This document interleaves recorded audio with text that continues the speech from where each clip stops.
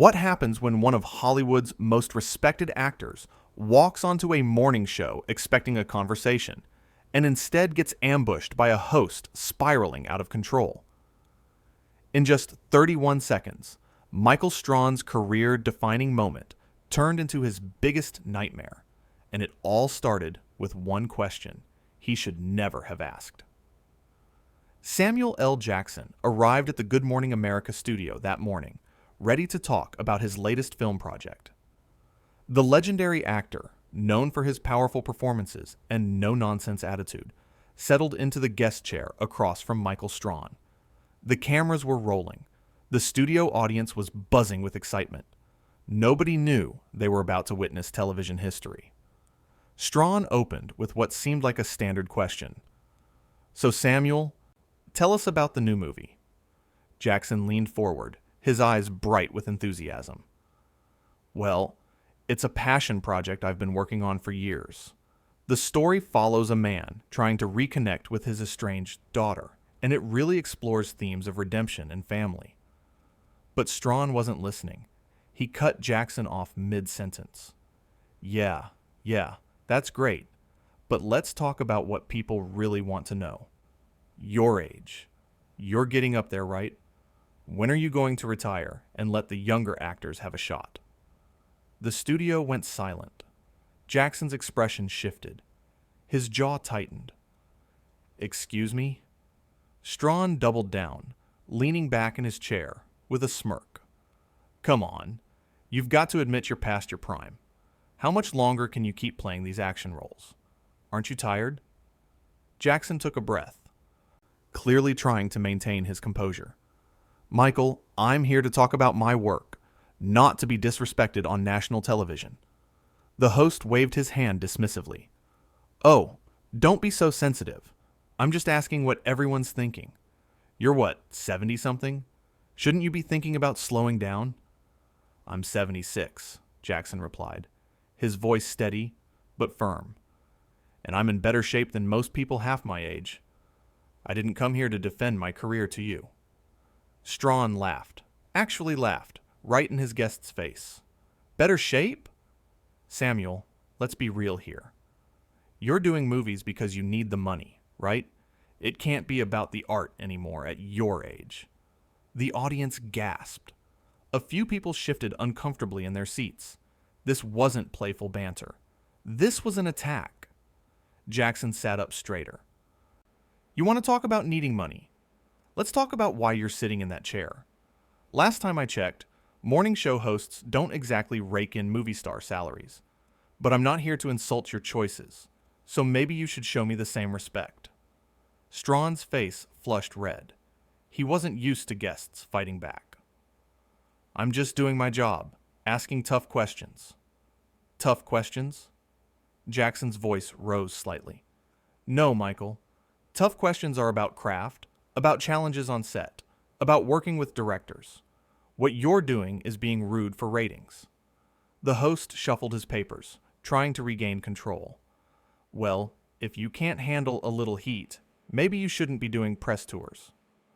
"A little heat?" Jackson repeated. "You invited me here under the pretense of a professional interview. Instead, you're treating me like I'm some washed-up nobody. Do you talk to all your guests this way, or am I special?"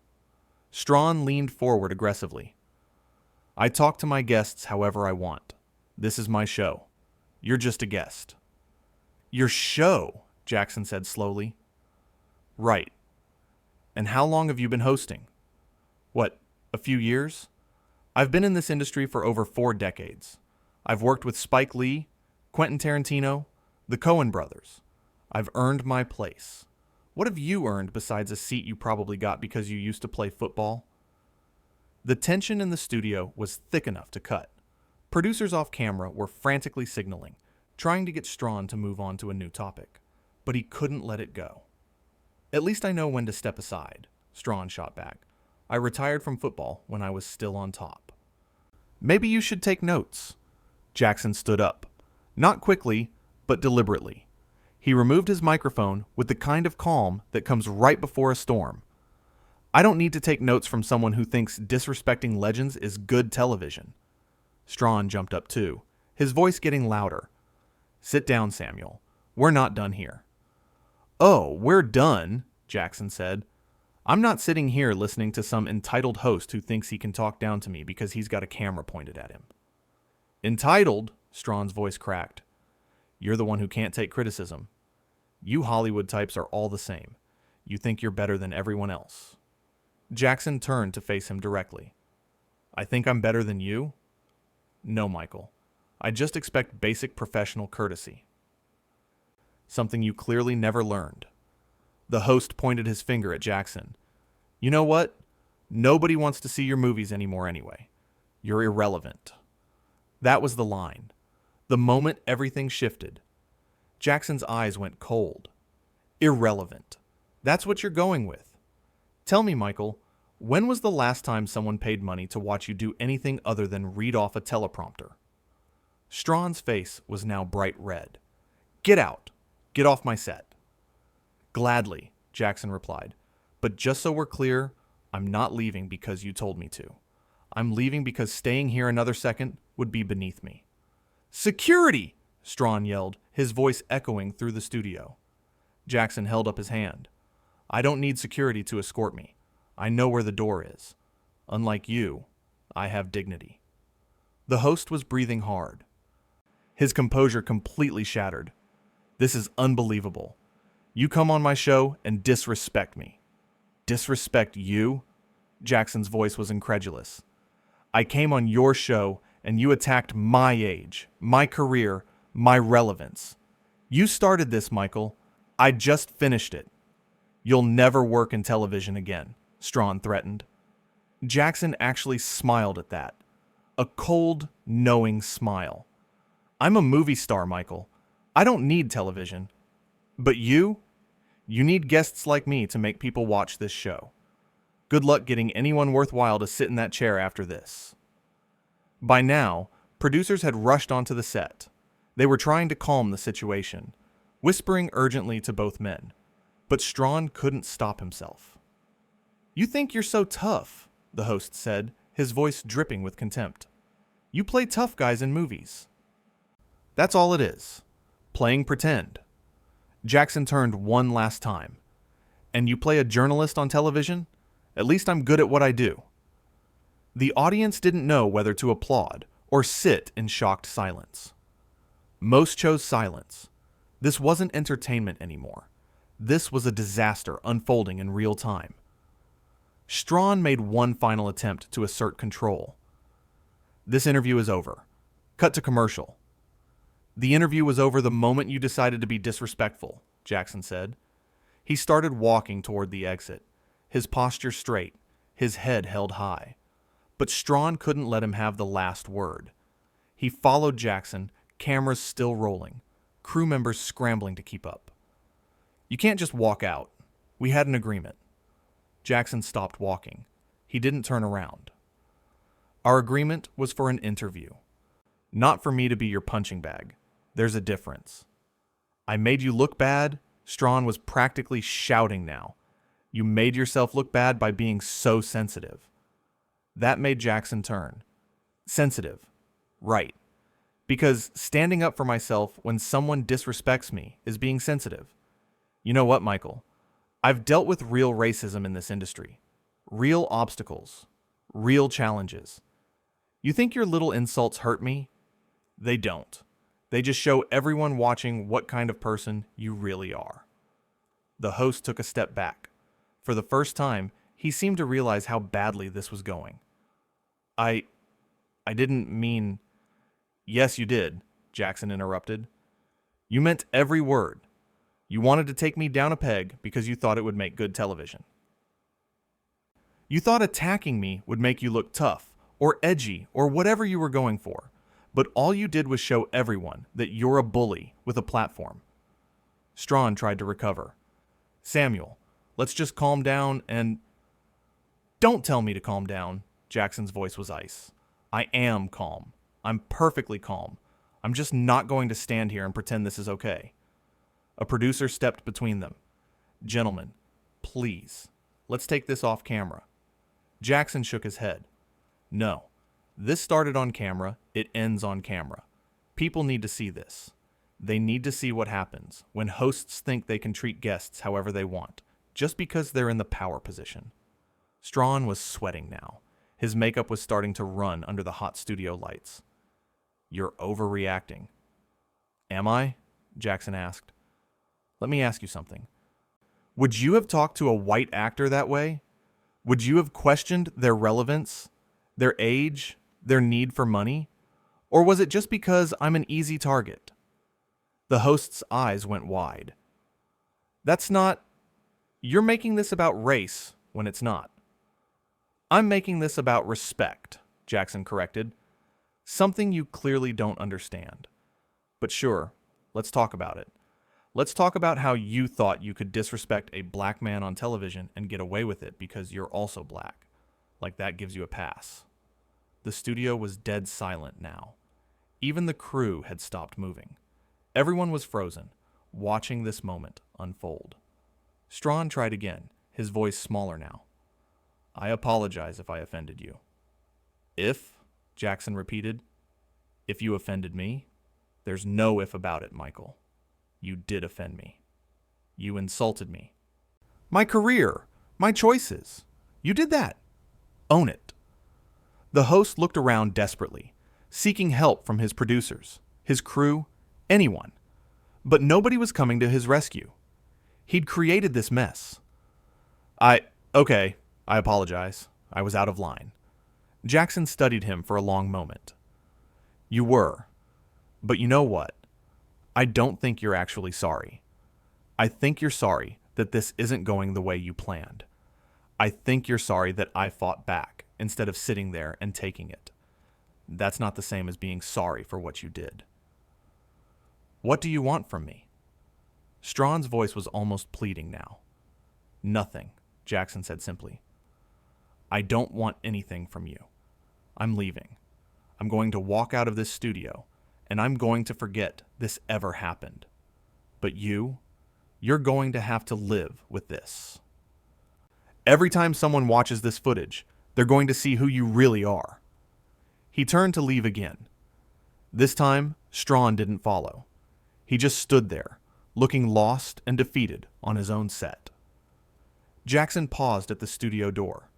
Without looking back, he spoke one last time. "You know what the saddest part is? I actually respected you. I thought you were one of the good ones.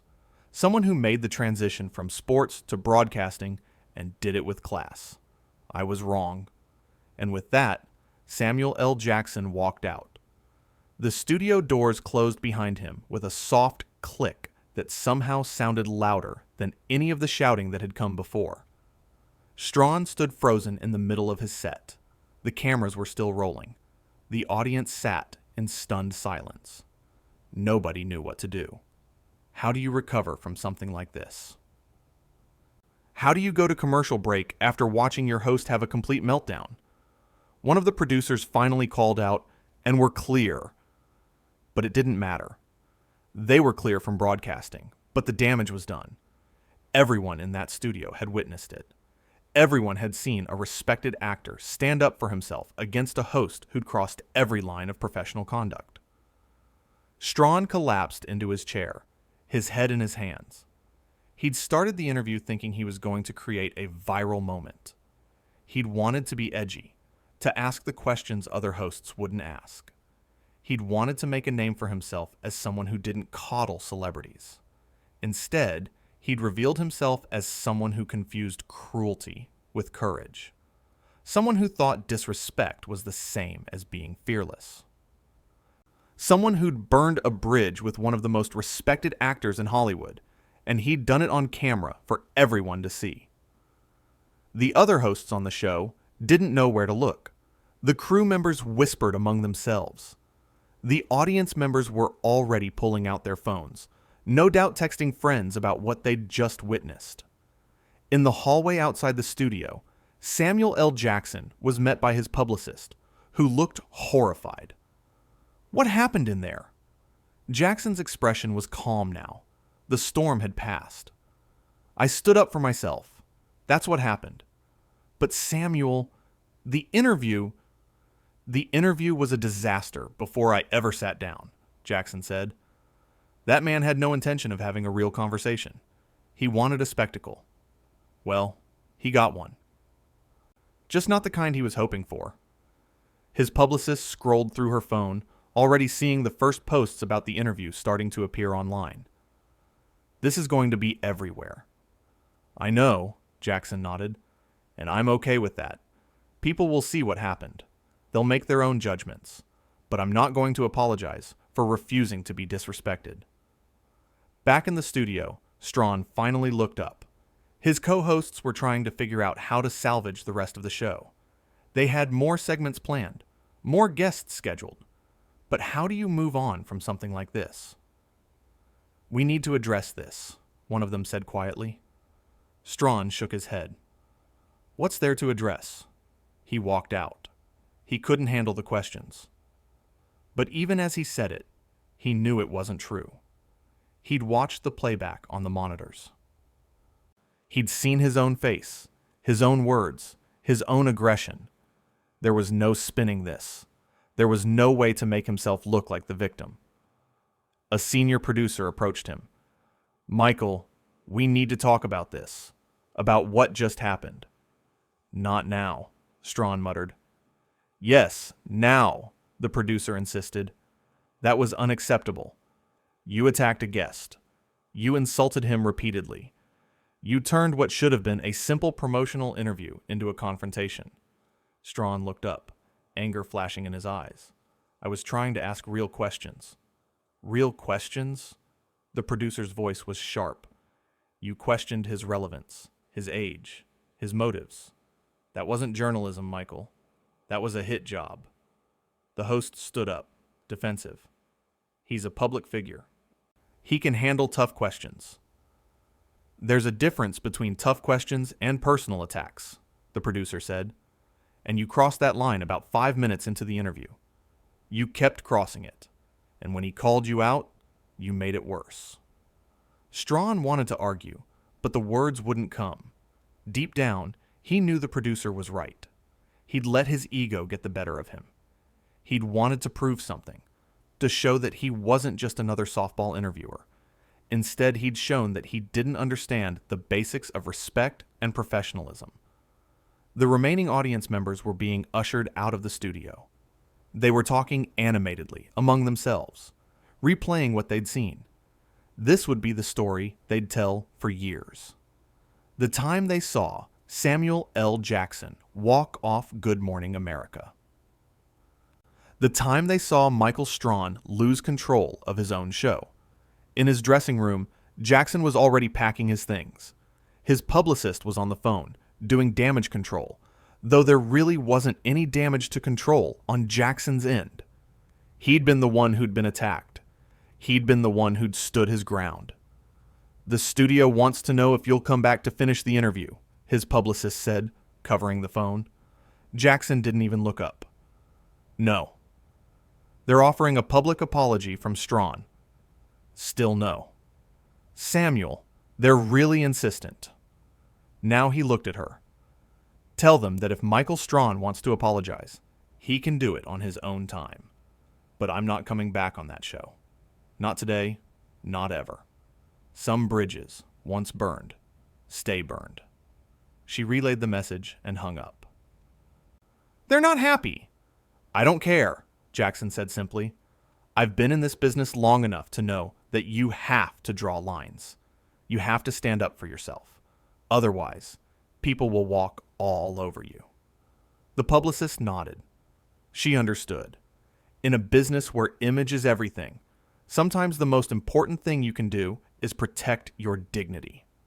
Meanwhile, on set, the show's producers were in crisis mode. They had to fill the time that was supposed to be Jackson's interview. They had to figure out how to address what had happened without making it worse. And they had to decide what to do about Strahan. "Should we suspend him?" one producer asked. "We can't," another replied. "He's the face of the show. But we need to do something. This can't just slide." They decided on a statement. A carefully worded acknowledgement that the interview had become contentious, that they respected both parties, that they would be reviewing their editorial processes. Corporate speak that said everything and nothing at the same time. But everyone knew the truth. Strahan had messed up, badly, and no amount of PR spin was going to change that. As the dust settled, as the crew reset for the next segment, as Strahan sat in his dressing room staring at his own reflection, one thing was clear. What was supposed to be a simple morning show interview had turned into something much bigger. A moment that would define both men, but for very different reasons. For Samuel L. Jackson, it would be remembered as the time he refused to be disrespected. The time he stood up and walked away rather than sit through abuse. The time he showed that even legends have limits. For Michael Strahan, it would be the beginning of a reckoning. The moment when his attempts at being edgy backfired spectacularly. The interview that showed the difference between asking tough questions and being cruel for the sake of ratings.